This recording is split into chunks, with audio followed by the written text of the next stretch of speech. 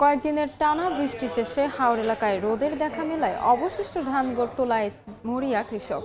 পুরোদমে চলছে ধান শুকানো ও মাড়াইয়ের কাজ। এই মুহূর্তে হবিগঞ্জের বানিয়াচং হাওরে আছেন সহকর্মী রাশেদ আহমেদ খান। সরাসরি যুক্ত হচ্ছি তার সাথে। প্রবল বর্ষণ ও টানা বৃষ্টিতে হবিগঞ্জের প্রায় 11,000 হেক্টর পানির নিচে তলিয়ে গেছে জমি। এবং আমরা দেখেছি যে কৃষকরা প্রাণপণ চেষ্টা করছেন। গত কয়েকদিন যাবৎ হবিগঞ্জে রৌদ্রের দেখা মিলেছে এবং এখন প্রখর রৌদ্র আমরা রৌদ্রের মধ্যে আছি এবং এই রৌদ্রটা কৃষকদের জন্য একটা আশীর্বাদ হয়ে দাঁড়িয়েছে।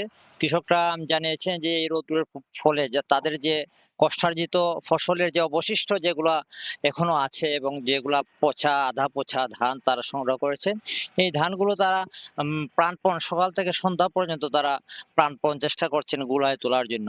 আমরা দেখেছি যে সকাল থেকে আমরা এই হাওরে ছিলাম। এখানে যে কৃষক কৃষানি আছেন সবাই সকাল থেকেই এখানে তাদের যে কষ্টার্জিত যে ফসলের যে অবশিষ্ট অংশ রয়েছে, যে ধানগুলো রয়েছে ধানগুলো তারা চেষ্টা করছেন তার যতটুকু সংগ্রহ করা যায়। এছাড়াও কৃষি বিভাগ যে তথ্য জানিয়েছে যে হবিগঞ্জের প্রায় 22,000 কৃষক ক্ষতিগ্রস্ত হয়েছে এবং আর্থিকভাবে ক্ষতির পরিমাণ 476 কোটি টাকা। আমরা কৃষি বিভাগের সাথে কথা বলেছিলাম, তারা জানিয়েছেন যে কৃষকদের তালিকা তৈরি হচ্ছে, আপডেট তালিকা তৈরি হচ্ছে। কৃষকদের ক্ষতিগ্রস্ত কৃষকদের প্রণোদনা দেওয়ার জন্য সরকার ইতিমধ্যে উদ্যোগ নিয়েছে।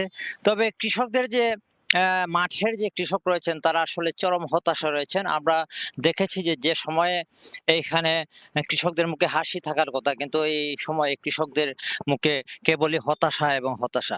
আমরা দেখেছি যে এখানে যে কৃষকরা আছেন তারা একটি আশঙ্কা করছেন যে যে ধানগুলা তারা এখন পেয়েছেন বা যে ধানগুলা তারা গুলায় তুলছেন এই ধানগুলাও তারা ন্যায্য মূল্য পাবেন কিনা। তারা জানিয়েছেন যে প্রতি বছর যে ন্যায্য মূল্যে যে ধান সংগ্রহ সরকারি গুদামে নেওয়া হয়, এখানে দালাল ছাড়া নেওয়া হয় না এবং যারা অর্থ দিতে পারে অতিরিক্ত অর্থ দিতে পারে তাদের ধান নেওয়া হয়। প্রকৃত কৃষকরা গুদামে গেলে তাদেরকে বিভিন্ন অজুহাতে ফিরিয়ে দেওয়া হয়।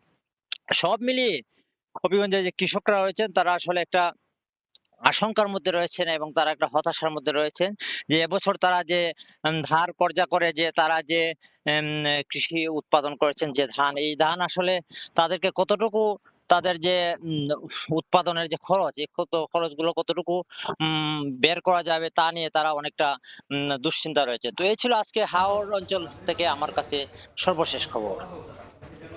হবিগঞ্জের হাওর অঞ্চল থেকে সরাসরি যুক্ত ছিলাম।